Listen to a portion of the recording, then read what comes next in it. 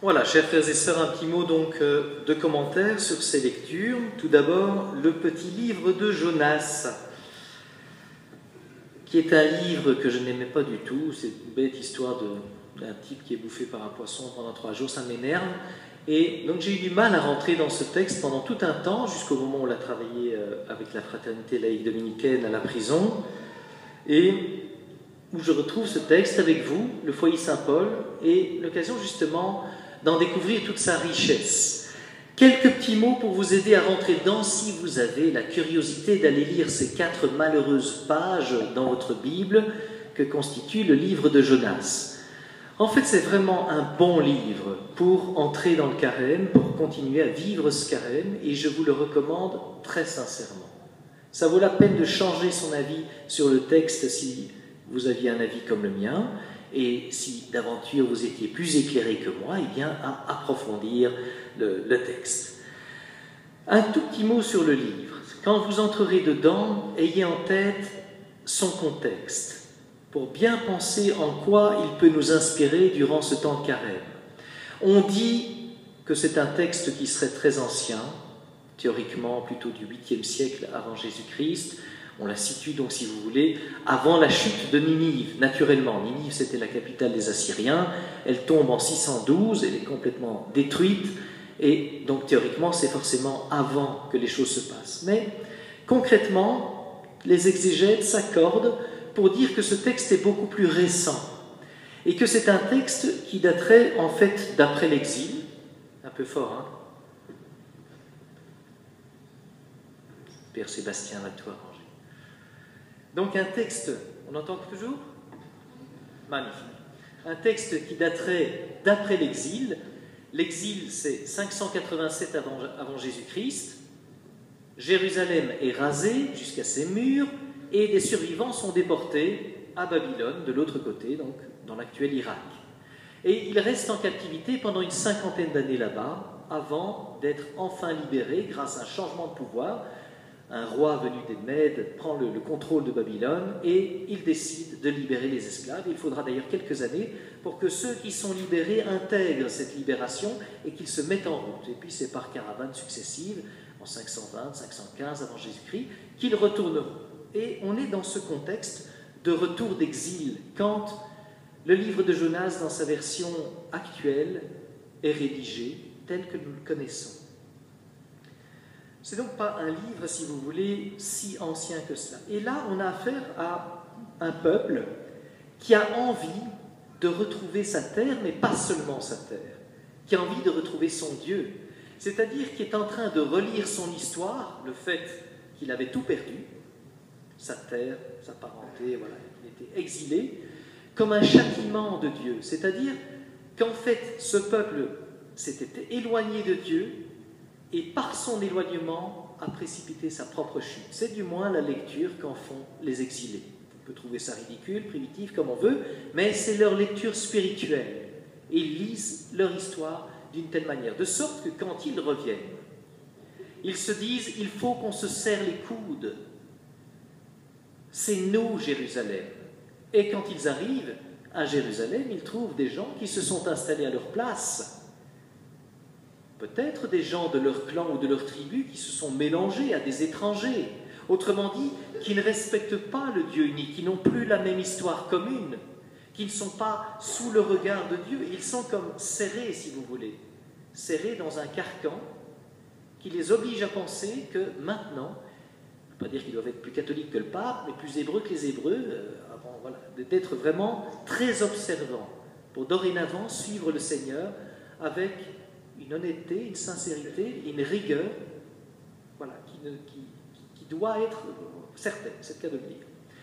Et de la sorte, eh bien, cette rigueur, cette recherche de Dieu, se transforme presque naturellement en un regard qui aussi exclut. C'est nous qui sommes Jérusalem, c'est nous le peuple de Dieu, c'est à nous qu'il revient d'être plus hébreux que les Hébreux, plus que jamais. Nous avons compris notre histoire. Et après cette compréhension, il ne nous est pas permis de faire autrement. Ils sont honnêtes. Mais curieusement, ce livre de Jonas raconte une drôle d'histoire, dans le sens où le seul personnage du livre qui soit un Hébreu, c'est précisément Jonas. Et Jonas n'y est pas présenté d'une manière très heureuse. C'est un prophète, autrement dit, il reçoit un message de Dieu qu'il doit porter devant lui, prophénie, il est jeté en avant, jeté devant, envoyé devant par Dieu, mais en fait, il refuse le job. Il n'a pas envie de faire le prophète. Dieu lui demande d'aller parler aux habitants de Ninive, et il refuse. Il refuse. C'est mieux de rester tranquille, dans sa zone de confort, et pas de se diriger vers ceux qui sont d'une autre nation, d'une autre religion, d'un autre pays, qui sont étrangers. Pourquoi Dieu a besoin d'aller leur parler, en plus de me demander à moi, Jonas, d'y aller? Et il refuse, c'est comme ça qu'il se retrouve dans ce grand poisson, puis finalement il en sort, et il y va. Il va parler à la ville de Ninive, et il va mettre 3 jours à la traverser, mais il prêche, et il prêche encore 40 jours. Et Ninive sera détruite. 40 jours, comme les 40 jours du déluge, comme les 40 ans au désert, ça ne préjuge rien de bon, ces 40 qui arrivent. Mais la réaction des Ninivites est une réaction totalement inattendue. Ils se convertissent. Ils prennent au sérieux la voix d'un étranger qui parle d'un autre Dieu. Ils l'écoutent, du moins dans cette histoire, telle qu'elle est racontée. Et ils se convertissent jusqu'aux plus hautes instances politiques, c'est-à-dire jusqu'à leur roi. Tout le monde se convertit, même les bêtes se convertissent, selon le livre de Jonas. Les bêtes font aussi une sorte de carême, elles font pénitence. Très bien, elles ne boivent pas d'eau, elles ne mangent plus pendant tous ces jours-là. Et en fait, ils espèrent tout de ce Dieu qu'ils ne connaissent pas encore. Ils espèrent la vie. Et voilà qu'une fois que Jonas a traversé la ville et qu'il en ressort, et que cette ville n'est pas détruite alors qu'il a prophétisé, parce que Dieu lui avait demandé que cette ville serait détruite s'il ne se convertissait pas, eh bien il boude, puisque c'est comme ça, je boude. Tu n'avais qu'à détruire la ville, tu m'avais dit de dire ça, dit-il à Dieu. Et finalement Dieu lui dit, mais enfin, pourquoi? Pourquoi es-tu fâché? As-tu des raisons d'être en colère? Lui posera-t-il à plusieurs reprises. Ça veut dire que cet Israélite, cet Hébreu de Jonas, est peut-être le héros de l'histoire de ces 4 malheureuses pages, comme je disais, mais il n'est pas présenté sous son meilleur regard. Ceux qui sont présentés sous leur meilleur regard, ce sont précisément ces étrangers, ces Ninivites.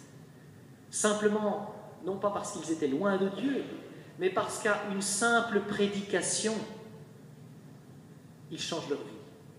Ils ont envie de vivre. Ils ont envie de vivre. Et ils perçoivent dans cette prédication de cet étranger, de Jonas, une question qui leur est intimement posée, comme à la vie, à la mort. Ça se joue maintenant, plus que 40 jours. Plus que 40 jours. Et le sérieux de leur démarche, eh bien, rencontre, si vous voulez, le sérieux de ce que Dieu leur annonçait. La gravité, ce n'est rien d'autre que du sérieux.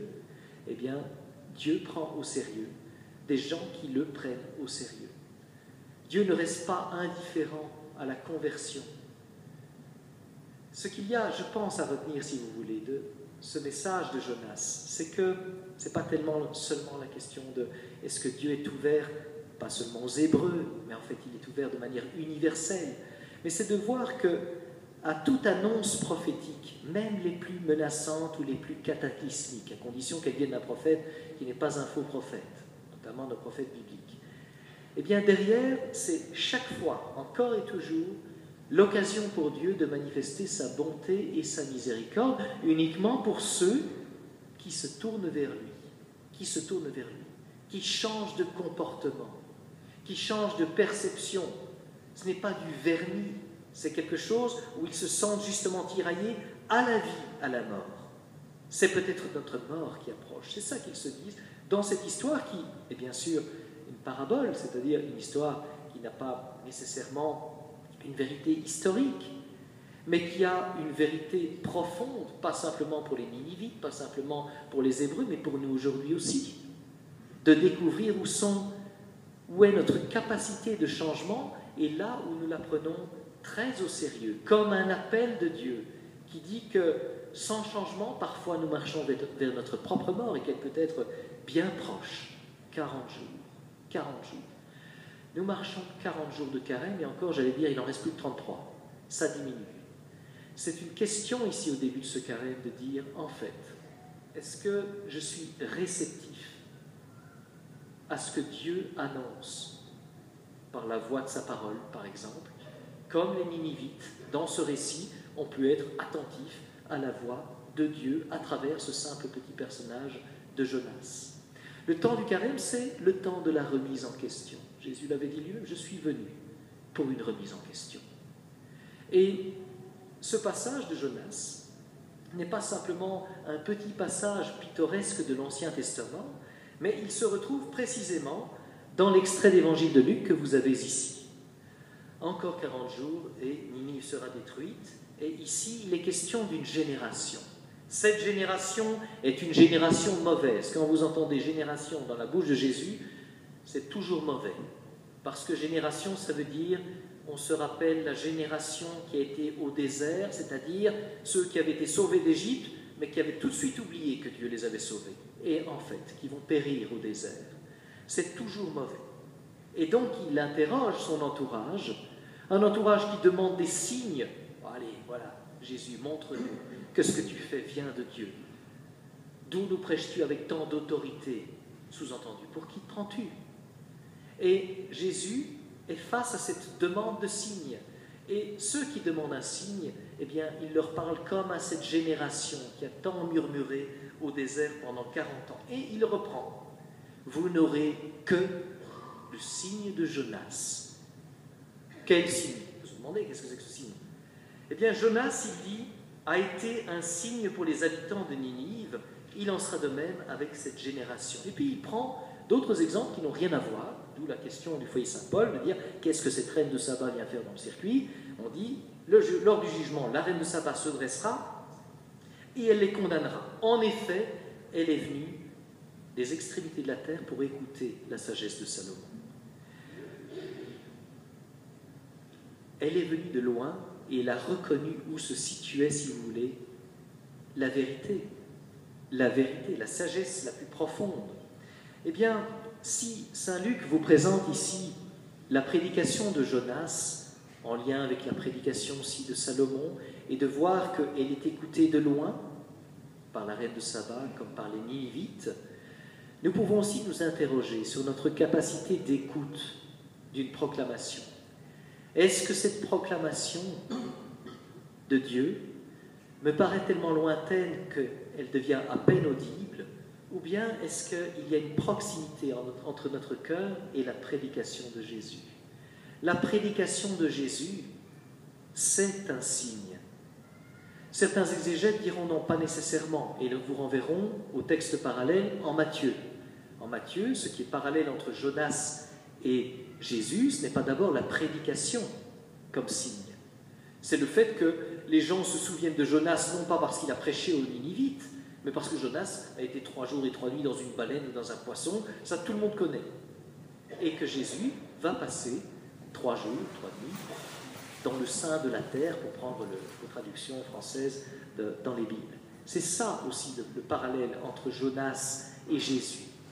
Et si Jonas a été un signe, eh bien il nous revient à nous aussi de décoder ces signes, de faire de la mort et de la résurrection de Jésus comme justement un nouveau départ. Et donc dans le temps du carême, Jonas est un signe et Jésus est un signe. Qu'est-ce qui peut mourir en nous pour que nous vivions davantage? De quoi les Ninivites pouvaient se séparer pour rester en vie et bien vivre? La prédication de Jésus peut nous y aider, mais nos décisions aussi peuvent nous y aider. Nous ne sommes pas soumis à Dieu seulement. Nous décidons de nous mettre en marche à la suite du Christ. Et le temps du carême est ce temps identique à celui qu'ont entendu les Ninivites. Une grande occasion de faire le point, de saisir chaque jour pour se décider, pour se dire « Je suis un Ninivite, un étranger à Dieu, un étranger à Dieu ». Mais en fait, quelqu'un qui est capable de temps en temps d'entendre une parole qui vient de loin et de la reconnaître comme venant de Dieu et qu'elle change quelque chose. Parce que les paroles, il peut y en avoir beaucoup et il ne change rien. Mais le temps du carême, c'est vraiment l'occasion de me dire qu'est-ce que je fais concrètement pour me rapprocher de lui? Est-ce que la parole de Dieu m'est davantage parlante? Est-ce que je fais quelque chose qui peut davantage correspondre à ce que le Seigneur nous a indiqué? Il nous a montré pas mal de chemins. Le carême n'est pas juste un exercice, si vous voulez, puis on ferme la parenthèse. C'est l'occasion ou jamais de vivre mieux. C'est-à-dire que ce qu'on vit dans le carême est comme un tremplin pour la suite de notre temps ordinaire. Notre temps ordinaire. Le temps festif d'abord, le temps pascal, mais le temps ordinaire aussi. Le Seigneur a montré à maintes reprises qu'il parlait à des gens qui étaient très loin de lui. Il a montré à maintes reprises que ce n'est pas la mort qu'il voulait, mais la vie. Et le carême n'est pas d'abord le temps de la privation, pas d'abord le temps de la privation, ça peut l'être, mais c'est d'abord le temps pour chercher la vie qui vient de Dieu. Ne méprisez aucun de vos petits efforts personnels en vous disant « de toute façon ce n'est rien ». Une petite prière de plus ou un petit effort de plus, qu'est-ce que ça peut faire à Dieu? Ne méprisez pas les plus petites choses que vous présentez à Dieu comme une offrande. Parce que nous serons bien étonnés de l'autre côté de la manière dont Dieu nous mettra devant les yeux les moindres petits actes de bonté, les moindres petites paroles constructives plutôt que de critiques acerbes, et nous montrera à quel point, au cœur de Dieu, les petites choses avaient de l'importance à ses yeux. Ce sont les détails qui changent la vie, pas les grandes déclarations. Les Ninivites n'ont fait aucune déclaration, seulement un empressement pour désirer se rapprocher de Dieu, pour vivre, un simple petit appel. C'est à notre portée aussi.